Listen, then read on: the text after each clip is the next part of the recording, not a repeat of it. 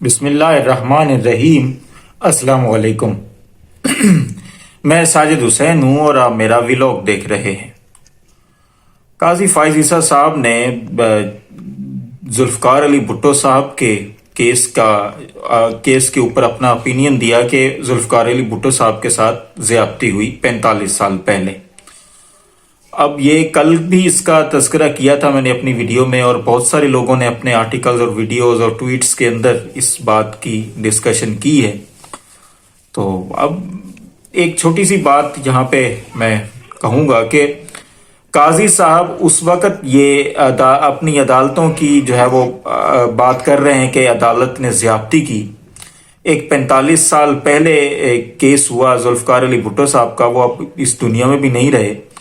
N اسی وقت قاضی فائز عیسیٰ صاحب کے دور میں ایک اور سابق وزیر اعظم کے ساتھ زیادتی ہو رہی ہے، یعنی کہ کوئی فیئر ٹرائل، جس طرح قاضی صاحب نے کہا کہ ان کو فیئر ٹرائل کا حق نہیں ملا، آج بھی عمران خان صاحب کو فیئر ٹرائل کا حق نہیں ملا۔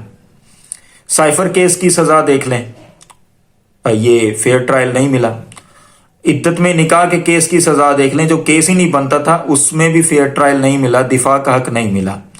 اور اس کے بعد توشہ خانہ کیس کی سزا دیکھ لیں، اس میں بھی فیئر ٹرائل کا حق نہیں ملا، گواہوں کے بیان اور کوئی بھی عمران خان کو اپنی حق میں اپنے دفاع میں پیش کرنے کی کچھ بھی اجازت نہیں ملی۔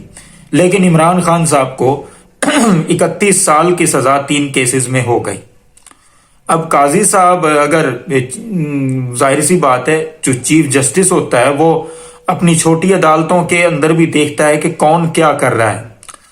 قاضی صاحب نے نہ تو ذوالقرنین صاحب سے بلا کر پوچھا ہے جنہوں نے سائفر کیس کی سزا دی، نہ جج بشیر صاحب سے پوچھا ہے جو ابھی ریٹائر ہونے والے ہیں جنہوں نے توشہ خانہ کی سزا دی، نہ ہی جج قدرت اللہ صاحب سے پوچھا ہے۔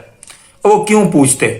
ظاہر سی بات ہے قاضی صاحب نے اپنے کورٹس کے اندر بھی عمران خان کے اگینسٹ ہی فیصلہ کیا، یعنی کہ آپ دیکھیں لیول پلینگ فیلڈ کا ہو معاملہ، تو قاضی صاحب نے کوئی اس کے اوپر کوئی بات نہیں کی۔ اگر آر او کی تبدیلی جو الیکشن سے پہلے جو P T I Lahore high court کے اندر لے کے گئی تھی درخواست کے جوڈیشری سے آر اوز چاہیے، اور لاہور ہائی کورٹ نے اس بات کے اوپر جو ہے وہ ان کی بات مان بھی لی تھی، لیکن قاضی صاحب کے لگائے ہوئے آر اوز نے اس سب معاملات کو یہ دھاندلی زدہ الیکشن قرار دیا۔ اب وہ دھاندلی انہوں نے کی۔ اب قاضی صاحب نے جو لاہور ہائی کورٹ کا فیصلہ ختم کیا تو وہ بھی عمران خان اور پی ٹی آئی کے خلاف ہی تھا۔ اب یہ حالت ہے کہ قاضی صاحب ایک طرف تو ذوالفقار علی بھٹو صاحب کو انصاف دے رہے ہیں، دوسری طرف ایک اور سابق وزیر اعظم اسی جرم کے اندر، اسی جو بے گناہی کے اندر، جس طرح ذوالفقار علی بھٹو صاحب کے ساتھ معاملہ کیا گیا تھا اسی کے ساتھ وہ اب عمران خان کے ساتھ بھی وہی کچھ ہو رہا ہے، لیکن قاضی صاحب خاموش ہیں۔ اب قاضی صاحب کہتے ہیں کہ جی ہم نے تاریخ درست کرنی ہے۔ اور بھائی آپ کا کام تاریخ درست نہیں کرنی، آپ نے تاریخ جو پہلے کرتی رہی اس کو آپ نے چینج کرنا ہے، حالات تبدیل کرنے ہیں آپ نے اپنے ادارے کے لیے، لیکن قاضی صاحب یہ نہیں کر رہے۔ اب قاضی صاحب کے جیسا کوئی اور چیف جسٹس ہوگا جو 45 سال کے بعد، جس طرح آج ذوالفقار علی بھٹو کا کیس اٹھایا گیا اور 45 سال بعد پھر ہم یہ کہہ رہے ہوں گے کہ عمران خان کے ساتھ بھی زیادتی ہوئی، لیکن اب ایسا ہوگا نہیں، میرا نہیں خیال، کیونکہ 8 فروری کا دن قوم کے لیے اور قوم کی جو ول ہے اس کو ظاہر کرتا ہے، اور بہت بڑا دن ہے یہ۔ ابھی آپ دیکھیے گا آنے والے دنوں میں کہ ان معاملات میں کیا ہوتا ہے۔ کچھ بھی ہو، کسی طرح کے معاملات بھی ہوں، کتنی بھی دھاندلی کر لیں، یہ انہوں نے مینڈیٹ واپس کرنا ہی کرنا ہے، کیونکہ ملک تو ان سے چلے گا نہیں۔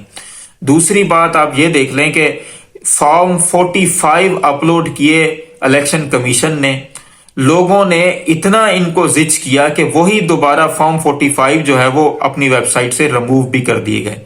اب ظاہر سی بات ہے فارم 45 کے اندر اتنے تضادات تھے، اتنی غلطیاں تھیں، اتنے بلنڈرز تھے کہ ان کو یہ ساری چیزیں چینج کرنی پڑی، بلکہ میمز بن رہے تھے، لوگوں نے 1000 کے اوپر جو ہے وہ ایک زیرو لگا دیا کہ یہ 10,000 ہو گیا، یعنی کہ اتنا وہ لوگ ان کو الیکشن کمیشن والوں کو زج کر رہے تھے کہ انہوں نے فارم 45 ہی دوبارہ سے ریموو کر دیے ہیں اپنی ویب سائٹ کے اوپر، جو انہوں نے الیکشن ایکٹ 2017 کے تحت 2 ہفتوں میں اپلوڈ کرنے تھے. 5 مارچ کو اپلوڈ کیے، 7 مارچ کو یہ خبر آ رہی ہے کہ جی وہ فارم 45 جو ہے وہ ریموو ہو گئے. اب پورے ملک کے اندر فارم 47 کی جو ہے وہ حکومت ہے، یعنی کہ پورے علاقے میں. اب لاہور کے اندر پورے لاہور کے فارم 45 دیکھیں تو اس میں پی ٹی آئی جیت رہی ہے. جو الیکشن کمیشن کنکلوڈ کر کے رزلٹ بناتا ہے اس میں جو ہے وہ نون لیگ جیت رہی ہے. یہ حالت ہے ان لوگوں کی. جھوٹ اور یہ عدالتیں اس سارے عمل کا حصہ رہی ہیں. مطلب آپ دیکھیں کہ ہر دور میں عدالت نے کالے کاموں کو، کالے کرتوتوں کے کرنے والوں کو کور فراہم کیا کہ ٹھیک ہے جی آپ ٹھیک کر رہے ہیں. مشرف نے حکومت الٹی، نواز شریف کی تختہ الٹ کے ان کو گرفتار کیا، گھر بھیجا. وہ علیحدہ بات ہے کہ نواز شریف بھی جو ہے وہ منافقت کا بھرا ہوا انسان ہے کہ جو ان کے ساتھ زیادتی کرتا ہے انہی کے ساتھ ہی ڈیل کر کے بھاگ جاتے ہیں. ہمیں اور آپ کو وہ کہانیاں سناتے رہتے ہیں کہ میرے ساتھ یہ ہو گیا، میرے ساتھ وہ ہو گیا.